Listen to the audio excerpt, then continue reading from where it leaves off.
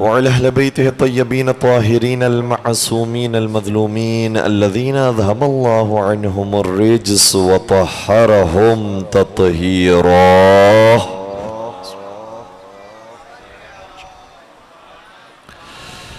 ولعنة الله على أعدائهم أجمعين. أما بعد، فقد قال الله تبارك وتعالى في محكم كتابه المجيد وفرقانه الحميد: بسم الله الرحمن الرحيم. يا أيها الرسول بلغ ما أنزل إليك من ربك وإن لم تفعل فما بلغت رسالته والله يعصمك من الناس. درود پڑھ دیجئے محمد و آل محمد.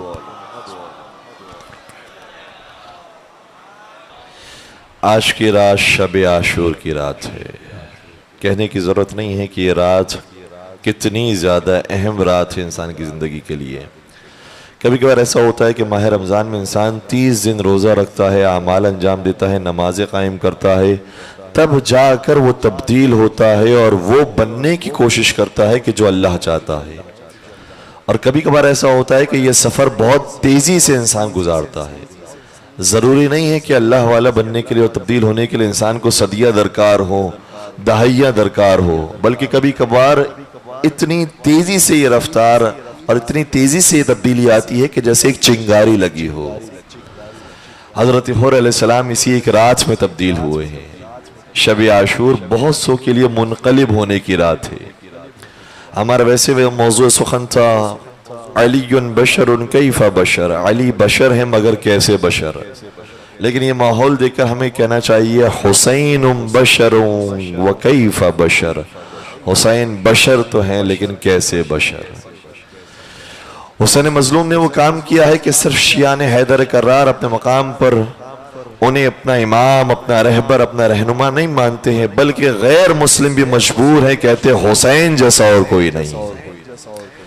نیلسن مینڈیلا کا نام یقیناً آپ نے سنا ہوگا. اس کی ایک بہت بڑی تحریک تھی جس کے بعد وہ ایک مقام پر پہنچا. نیلسن مینڈیلا یہ کہتا ہے کہ جب میری تحریک کا آغاز ہوا تھا مجھے بہت زیادہ مظالم کا سامنا کرنا پڑا. کبھی مجھے زندان میں بھی ڈال دیا گیا. زندان میں مجھے نہ صحیح پانی دیا جاتا تھا، نہ کھانا دیا جاتا تھا، نہ ہی مجھے ملنے دیا جاتا تھا.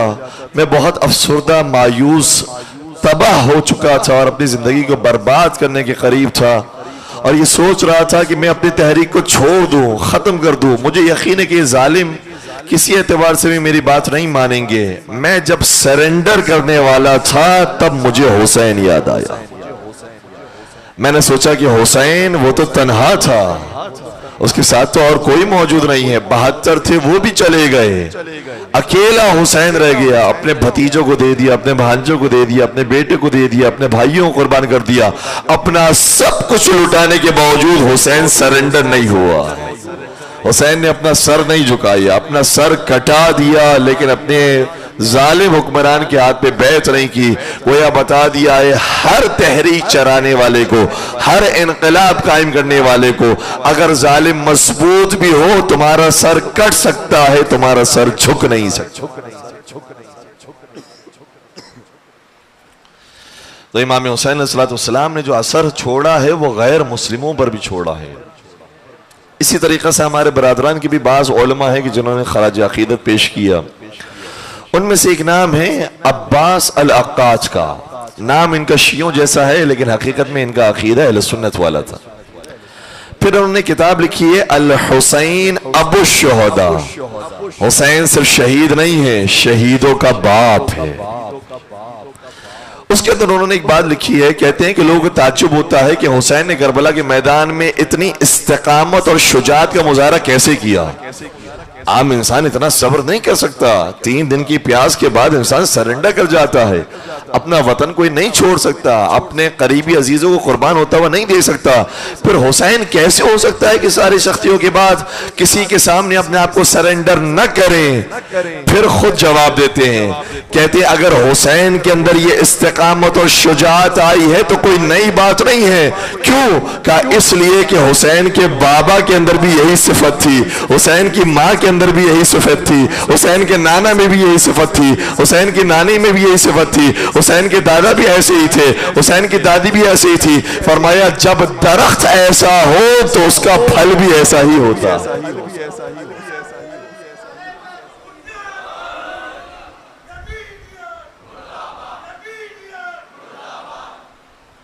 درود پڑھ دیجیے گا محمد و آل محمد پر۔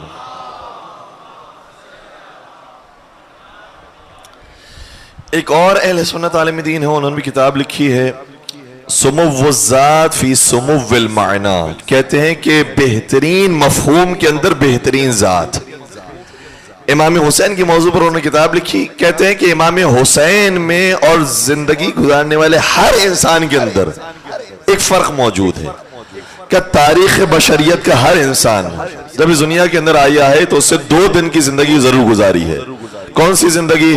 کیا ایک دن ایسا اس کی زندگی میں ضرور آیا ہے جب وہ اس دنیا میں آیا تھا، دوسرا دن یقیناً اس کی زندگی میں ایسا آیا ہوگا جب وہ اس دنیا سے چلا جائے گا، ختم ہو جائے گا، مٹ جائے گا۔ یہ 2 دن ہر انسان کی زندگی میں آئے ہیں سوائے حسین ابن علی کے۔ کیا مطلب؟ کا مطلب یہ ہے کہ دنیا کا ہر آنے والا انسان آیا ہے، کچھ عرصے کے بعد چلا گیا، کوئی اس کا نام لیوا نہیں تھا۔ میں اپنے آپ سے سوال کرتا ہوں، آپ اپنے آپ سے پوچھے گا کیا ہمیں ہمارے پر دادا کا نام معلوم ہے؟ کہاں سے آئے تھے، کون تھے، کہاں رہتے تھے؟ کسی کو نہیں پتا کس قبیلے سے، کس خاندان سے تعلق تھا۔ عام طور پر شجرے محفوظ نہیں رکھے جاتے ہیں انسان، بلکہ کبھی کبھار اپنے باپ کو بھی اگر کچھ عرصہ ہو گیا ہو دفنائے ہوئے تو ایک طویل عرصہ ہو جاتا ہے، اس کا نام زبان پر نہیں آتا، یاد نہیں کرتا، واقعات بھول جاتا ہے۔ کیا انسان اپنے باپ کو، دادا کو، پردادا کو بھول جاتا ہے؟ حسین تاریخ کا وہ واحد انسان ہے جو اس دنیا میں آیا تھا مگر اس دنیا سے گیا نہیں ہے۔ تاریخ کا واحد انسان جو آیا لیکن گیا نہیں ہے، اور ایسا نہیں گیا کہ 14 صدیاں گزر گئی ہے۔ حسین ایسے ہماری زبانوں پر ہے کہ جیسے یہ کل کا واقعہ، اتنا تازہ ہے یہ واقعہ، ایسا محسوس ہوتا ہے ابھی ہمارے سامنے رونما ہونے والا واقعہ ہے۔ کہ حسین میں اور دوسروں میں فرق ہے، باقی آئے تھے، چلے گئے، مٹ گئے، ختم ہو گئے، حسین کا نام زندہ ہے۔ اب مجھے ایک جملہ اور اضافہ کرنے دیجئے گا، انہوں نے کہا تھا امام حسین کا نام زندہ ہے، لیکن مجھے کہنے دیجئے گا جو حسین کے نام پر اپنی جان قربان کرنے والا تھا آج اس کا نام بھی زندہ ہے۔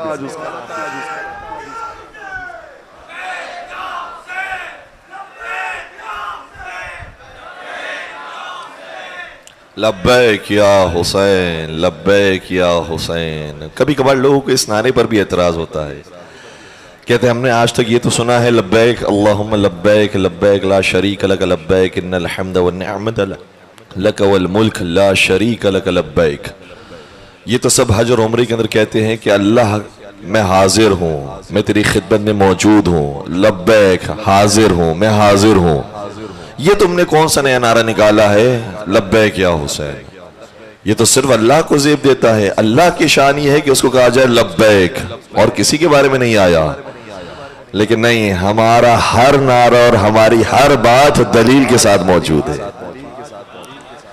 اور وہ روایت میں آپ کی خدمت بیان کر رہا ہوں کہ جو متفقن علیہ ہے، ہمارے پاس بھی کتاب موجود ہے، ہمارے برادران کے پاس بھی موجود ہے۔ روایت یہ ہے جو شخص پروردگار کو 10 مرتبہ یہ کہہ کر پکارے یا اللہ یا اللہ یا اللہ یا اللہ یا اللہ یا اللہ یا اللہ یا اللہ یا اللہ یا اللہ، خدا کی طرف سے آواز آتی ہے لبیک عبدی،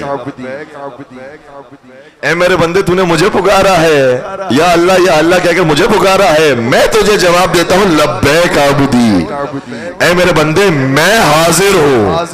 خدا اپنے بندے کو کہہ رہا ہے میں حاضر ہوں، کب؟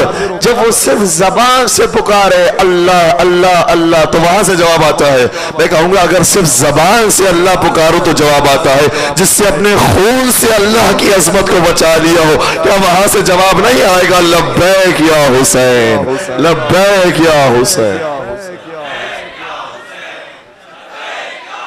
ماشاءاللہ، سلامت رہے، خدا ان آوازوں پر رحمت نازل کرے۔ یہ لبیک یا حسین صرف شیعہ نہیں کہتے، جو جو کربلا جاتا ہے چاہے وہ کسی مذہب کسی عقیدے سے ہو، ہر ایک وہاں جا کر یہی کہتا ہے لبیک یا حسین، اے حسین ہم حاضر ہیں۔ میرا سوال یہ ہے کہ جو امام مانتا ہے وہ جاتا ہے کربلا، بات سمجھ میں آتی ہے، لیکن وہ جو امام نہیں مانتا ہے وہ کیوں کربلا جاتا ہے؟ اسے کیا ملتا ہے کربلا سے؟ وہ کیوں کربلا میں حاضر ہوتا ہے؟ معلوم یہ ہوا کہ حسین نے صرف جسموں پر حکومت نہیں کی ہے، حسین نے دلوں پر حکومت کی، اور ایسی حکومت کی ہے۔ کبھی کبھار انٹرویو لیا گیا ہے، آیا ہے یہ انٹرویو ٹیلی ویژن کے اوپر، کسی عیسائی پادری سے سوال کیا آپ یہاں کربلا میں کیا کرنے کے لیے آئے ہیں؟ آپ کے تو جو رہنما ہے وہ حضرت عیسیٰ ہے، پھر حسین کے روضے پر آپ کیوں آئے ہیں؟ تو وہ ایک اور جواب دیتے ہیں، وہ کہتے ہیں کہ جو ہمارے باپ دادا تھے ان میں سے کسی کے ساتھ ایک مسئلہ پیش آیا، کسی کے ساتھ مریضی کا مسئلہ تھا، کسی کے ساتھ بے روزگاری کا مسئلہ تھا، کسی کے ساتھ بے اولادی کا مسئلہ تھا، کہیں سے وہ مسئلہ حل نہیں ہو رہا تھا، حسین کے روزے پر آ کے جب مانگا ہے تو خدا نے عطا کر دیا۔ کہتے ہیں ہم شکرانے کے طور پر آتے ہیں، ہم قدر شناسی کے طور پر آتے ہیں، ہم یہ بتانا چاہتے ہیں حسین تو نے ہمارے دادا پر کرم کیا تھا، ہم تیرا شکریہ ادا کرنے کے لیے آئے ہیں۔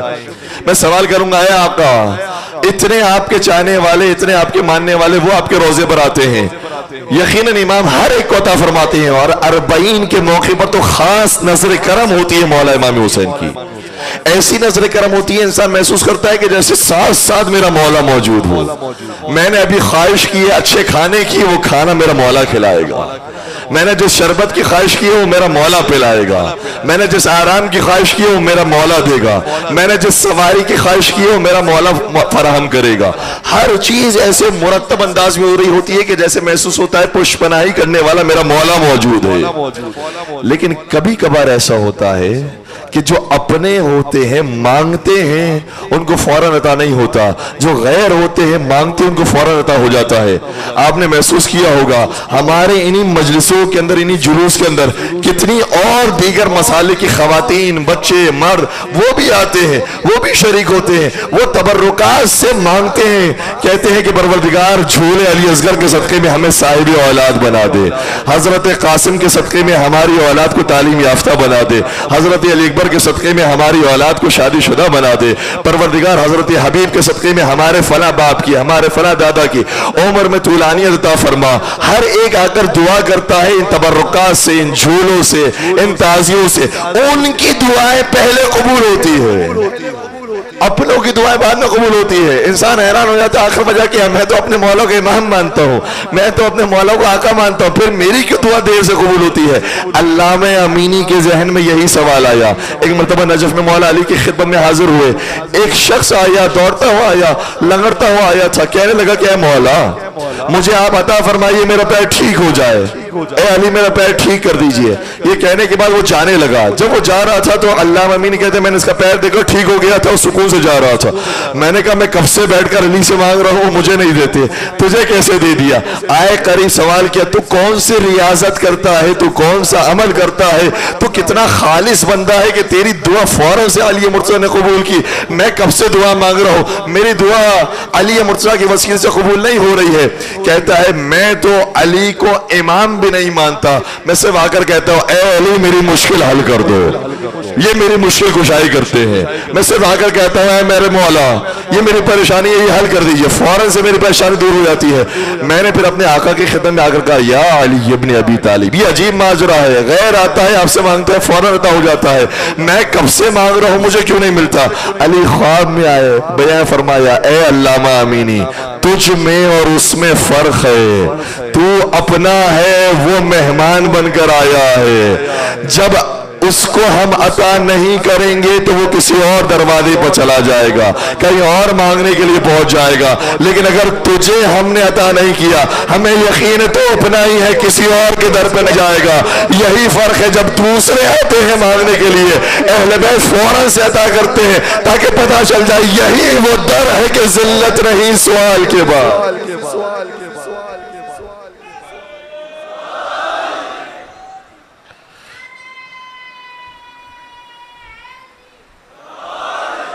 کسی نے کیا خوب کہا تھا، جو مانگنا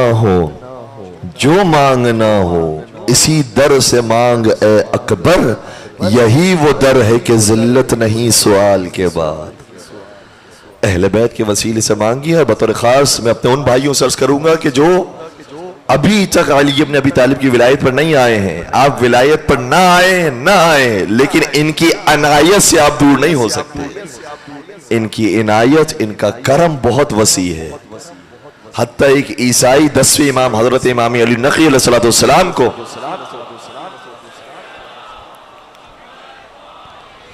یہ نیت کر کے گیا تھا کہ میں متوکل کے دربار میں جا رہا ہوں، اگر زندہ لوٹ کر آیا تو 10ویں امام کی خدمت کروں گا۔ ایک منت مانی تھی، ظاہراً 100 دینار کی منت تھی، اگر میں زندہ واپس آ گیا تو 100 دینار میں سید زادے کو دوں گا۔ عیسائی تھا۔ پھر جب جانے لگا تو اچانک ذہن میں خیال آیا، ہو سکتا ہے کہ میں زندہ واپس نہ ہوں لیکن یہ سید زادہ مجھے بہت شریف لگتا ہے، جو میں نے منت مانی ہے وہ ابھی سے پوری کر کے جاؤں۔ 100 دینار دینے کے لیے پہلے ہی پہنچ گیا۔ ابھی آیا تھا امام کی خدمت میں، امام نے فرمایا تم سکون سے متوکل کے دربار میں جاؤ گے، صحیح سالم واپس آؤ گے، اور خدا تمہارے رزق میں بھی برکت دے گا، تمہاری اولاد میں بھی برکت دے گا۔ اور مجھے معلوم ہے کہ تم میرا کلمہ نہیں پڑھو گے لیکن تمہاری جو اولاد ہوگی وہ مجھے ماننے والی بنے گی۔ یہ بالکل ہمارا نقشہ کھینچ دیا ہے۔ بہت سارے ہو سکتا ہے کہ سبیلوں کا پانی پیئیں، تبرک کھائیں، نیاز کھائیں، آئیں یہاں پر تبرکات حاصل کر کے جائیں، دعائیں مانگ کر جائیں، ہو سکتا ہے کہ وہ تبدیل نہ ہو لیکن ان کی آنے والی نسلیں تبدیل ہو جائیں گی۔ بس عزیزوں، میں نے آپ کو زحمت سماعت دیا، مجھے کہا گیا ہے کہ مصائب سننے کے لیے آپ تشریف لائے ہیں، اور اختصار کے ساتھ ہم مجلس کو آج تمام کریں گے۔ شب عاشور ہے، ماتم کی رات ہے۔ شب عاشور کے کئی سارے اعمال ہیں، اس میں سے ایک اہم ترین عمل یہ ہے کہ آج کی رات جاگ کر گزاری جائے۔ کیسے انسان کو نیند آ سکتی ہے جبکہ حسین کے بچے آج کی رات جاگ کر گزار رہے ہیں۔ العطش العطش کی صدائے، ہائے پیاس ہائے پیاس، چچا پانی لا کر دے دیجئے، بھیا پانی لا کر دے دیجئے، آقا پانی لا کر دے دیجئے۔ آج کی رات امام حسین نے ایسے گزاری ہے کہ راوی کہتا ہے کہ لشکر امام حسین سے مکھی کے بنبنانے کی آواز آتی تھی، جب قریب جا کر سنا تو کسی کی زبان سے نکل رہا تھا سبحان ربی الاعلی و بحمدہ، سبحان ربی العظیم و بحمدہ۔ پوری رات انہوں نے نمازوں کے ساتھ گزاری۔ اور آج کی رات کے بارے میں خود مولا امام حسین فرماتے ہیں هُوَ يَعْلَمُ أَنِّي أُحِبُّ الصَّلَاةَ لَهُ وَتِلَاوَةَ كِتَابِهِ، میرا پروردگار جانتا ہے حسین کو نماز اور قرآن سے کتنا عشق تھا۔ نماز بھی حسین نے بچائی ہے، قرآن کو بھی حسین نے بچایا ہے۔ اور نماز اور قرآن میں عجیب رشتہ موجود ہے۔ انسان نماز پڑھتا ہے تو خود رب سے کلام کرتا ہے، قرآن پڑھتا ہے تو رب اس سے کلام کرتا ہے۔ اس لیے دو چیزیں آج کی رات انسان فراموش نہ کرے۔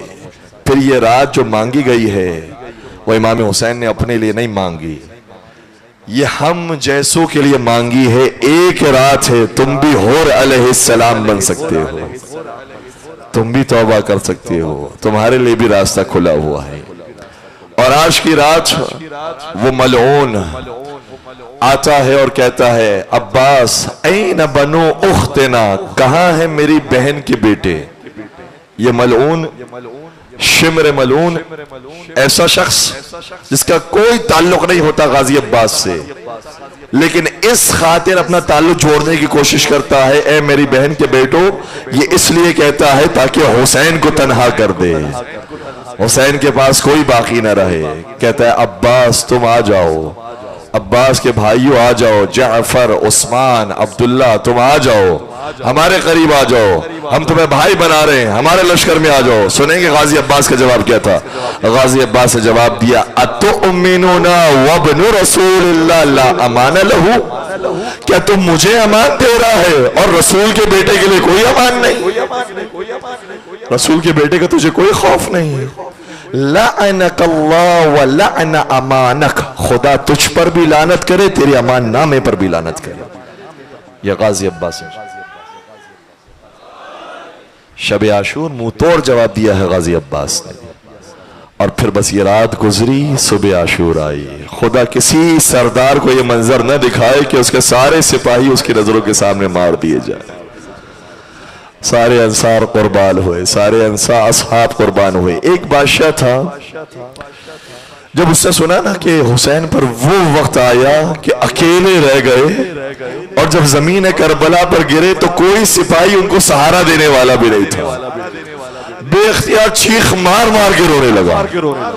जब बादशाह सलामत से सवाल किया, बादशाह सलामत आपकी खिदमत में इतने सारे मसाइब बयान किए, आपको किसी बात पर रोना नहीं आया? ये हुसैन की मजलूमियत के साथ जो गिरना था उससे आपको बहुत ज्यादा मुनकलिब किया। आखिर वजह क्या है? कब तुम्हें नहीं मालूम लेकिन मुझे मालूम है, चूंकि मैं भी बादशाह हूं। तुम्हें नहीं मालूम बादशाह का गिरना क्या होता है।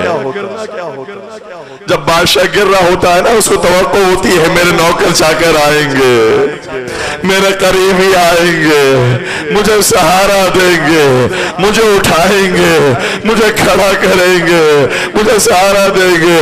लेकिन तुम्हें नहीं मालूम हुसैन जो बादशाहों का बादशाह था। बस अजीजों, एक वक्त वो आया जब आका ने आवाज बुलंद की, हल मिन नासिर यंसुरना, है अब कोई जो गरीब ज़हरा की मदद को आए। अब कहीं से कोई आवाज नहीं आती, लेकिन जब दोबारा आवाज पुकारी है, हल मिन मुगीथ युगीसुना, कोई है जो फरियाद रसी करे, हल मिन मुवहिद, कोई है तौहीद परस जो आकर तौहीद के अलमदार की मदद करे। हाँ, एक रिवायत ये कहती है, इन्हीं कटे हुए लाशों से आवाज आए, ए हुसैन अगर इज़्न हयात मिल जाए हम 70 जाने भी तुझ पर कुर्बान करेंगे, हम 70 मरतबा उठेंगे, तेरी मदद करेंगे, तेरी नुसरत करेंगे। अब कोई भी बेदार नहीं उठा, अब कोई भी उठने के लिए तैयार नहीं होता। एक मरतबा आका रुखसत लेने के लिए खेमे में आए। ये रुखसत बड़ी सख्त रुखसत है। आयतुल्लाह मरश नजफी जब उनका इंतकाल हुआ, वसीयतनामे में लिखा, कहते हैं जब मेरा जनाजा हरम बीबी मासूम कुम में लेकर जाना तो मेरे अमामे को खोल देना, एक सिरे को जरी से बांधना, एक सिरे को ताबूत से बांधना, और किसके मसाइब पढ़ना? कहने लगे हुसैन की रुखसत के मसाइब। ये हुसैन की रुखसत बड़ी सख्त है। हाय आका, बीबियों के सारे सहारे खत्म हो गए, अब एक सहारा रह गया, फर्जंद रसूल का सहारा। आका ने आकर फरमाया, या ज़ैनब, या सुकैना, या उम्म कुलसूम, या रबाब, अलैकुन्न मिन्नस्सलाम।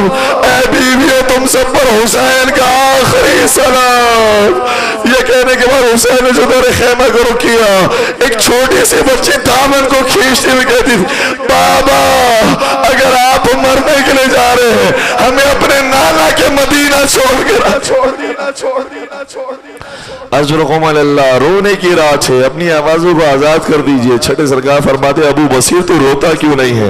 अबू बसीर ने रोता हुआ रुमाल दिखाया। छठे सरकार फरमाते हैं, हमारे जद हुसैन पर ऐसे ना रोया करो, ऐसे रोया करो जैसे बूढ़ी माँ का जवान बेटा मर जाए। हाय हुसैन कहो, वाह हुसैन कहो। ये हुसैन, हुसैन की सदा वो है जो अंबिया ने लगाई है, मासूमीन ने लगाई है। और आपके जमाने का इमाम ये कहता है, ए हुसैन मैं करबला में नहीं था, लेकिन मैं सुबह शाम आप पर मातम करूंगा और ऐसे रोऊंगा कि आंखों से खून के कतरे टपके। जमाने के इमाम, आप कहाँ तशरीफ फरमा है? इस फर्ज अज़ा पर आप किस कोने में हैं? कहाँ बैठकर हुसैन के मसाइल सुन रहे हैं? आइए हुसैन की मज़लूमियत देखें। इस मज़लूमियत के साथ हुसैन सुलझना पर सवार हुए, लगाई मख्तल की तरफ जाने लगे। अभी जो लगाई थी सुलझना आगे नहीं बढ़ता। आका हुसैन ने फरमाया, हो गया सुलझना, मैंने सुबह से लेकर जोहर तक तुझे बड़ी तकलीफें दी है, लेकिन ये आखिरी ज़हमत है, बस मुझे मख्तल की तरफ ले जा। बल्कि मैं कहूंगा ये आखिरी ज़हमत भी नहीं है, ये अधूरी ज़हमत है। तुझे सिर्फ ले जाना है, वापस नहीं। لیکن ذوالجلال نے اپنے سر کو نیچے جھکایا، گویا امام حسین کی طرف اشارہ کرنا چاہ رہا ہے۔ جیسے سر کو نیچے جھکانا تھا، آقا حسین نے نیچے دیکھا تو کیا دیکھا؟ 4 سالہ بچے ذوالجلال کی ٹانگوں کو پکڑ کے کہہ رہے تھے، اے ذوالجلال میرے بابا کو مقتل میں نہ لے جا، جو بھی صبح سے گیا ہے وہ واپس لے آئے۔ اجرکم علی اللہ۔ کتنے ہی پردیسی ہیں، سفر پر گئے ہوئے ہیں، بار بار ہم فون پر معلومات لیتے ہیں، خیریت سے ہو، فلاں حادثہ پیش آیا، تم بچے ہوئے ہو، تم اپنے ساتھ حفظ و امان میں ہو، وہاں پر نہ جانا، اپنی خیریت سے آگاہ کرتے رہنا۔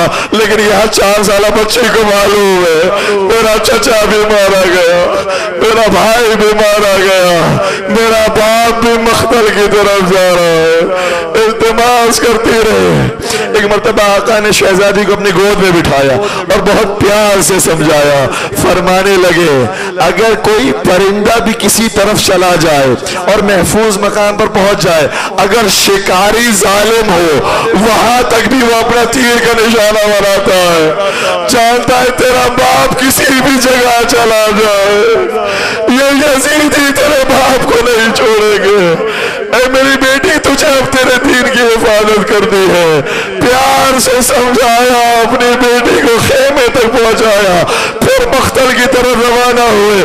فرمانے لگے اب اس کی جنگ دیکھو جس کا عباس مار دیا، اس کی جنگ دیکھو جس کا اکبر مار دیا، اس کی جنگ دیکھو جس کے بھانجے بھتیجے مار دیے، اس کی جنگ دیکھو جو تنہا رہ گیا، اس کی جنگ دیکھو جو حیدر کرار کا خون ہے، اس کی جنگ دیکھو جو بطول کا دودھ ہے، اس کی جنگ دیکھو جو آدم و نوح کی کمائی ہے، اس کی جنگ دیکھو جو ابراہیم اور اسماعیل کی محنت ہے، اس کی جنگ دیکھو۔ فوج اہل فیض علماء کہہ کے بھاگنے لگی۔ تعداد موجود ہے تاریخ کربلا میں کتنے ظالموں کو حسین نے واصل جہنم کیا، لیکن میں منزلیں کم کر رہا ہوں، مختصر کر رہا ہوں۔ بالآخر وقت ہوا آیا، آواز غیبی آئے، یا ایتھا النفس المطمئنہ ارجعی الی ربک راضیۃ مرضیہ۔ اے نفس مطمئنہ شاباش، صدا فرین، اب اپنے رب کی طرف پلٹا، اس حالت میں کہ تیرا رب تجھ سے راضی ہو، تو اپنے رب سے راضی ہو۔ چلتی ہوئی ذوالفقار نیام میں چلی، آقا نے سجدے کے لیے سر کو چکایا، بھاگی ہوئی فوج پلٹ آئی۔ آپ کا پاشا امام یہ فرماتا ہے لَقَدْ قَتَلُوهُ قَتْلَةً نَهَا رسول اللہ ان يُقْتَلَ بِهَا الْقِلَابُ لَقَدْ قُتِلَ بِالسَّيْفِ وَالسِّنَانِ وَبِالْحِجَارَةِ وَبِالْخَشَبِ وَبِالْعَصَا۔ میں کیسے اس کے ترجمے کو پیش کروں؟ اگر حوصلہ رکھتے ہیں تو سنیے گا، اسی پر میں مسائب کو تمام کر دوں گا۔ میرا باجو سرکار کہتا ہے ہمارے جد مظلوم کو ایسے مارا جیسے نبی نے کسی جانور کو بھی مارنے سے منع کیا۔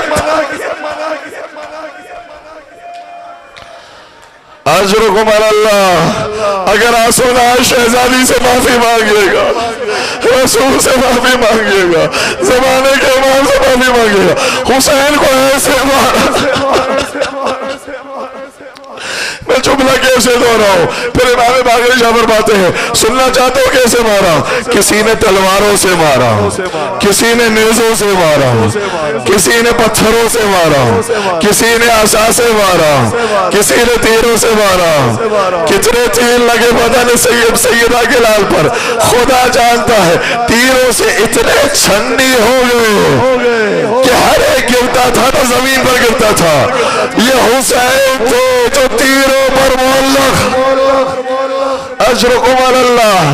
آخری فکرہ کہوں گا، سید قطب الدین کہتے ہیں اپنی کتاب کے اندر حسین کی رگوں کو کاٹ کر ظالم یہ سمجھے حسین کا خون بہ گیا، لیکن میں تمہیں بتاتا ہوں، آؤ مجلس اعزا کے اندر آؤ، آ کر دیکھو حسین کا خون جو کربلا میں بہا تھا وہ حسینیوں کی رگوں میں داخل ہو گیا۔ آج حسینی بھی کھڑے ہوتے ہیں، اپنے امام کا ماتم کرتے ہیں، کہتے یا حسین واہ حسین واہ عباسا واہ اکبر، ماتم حسین۔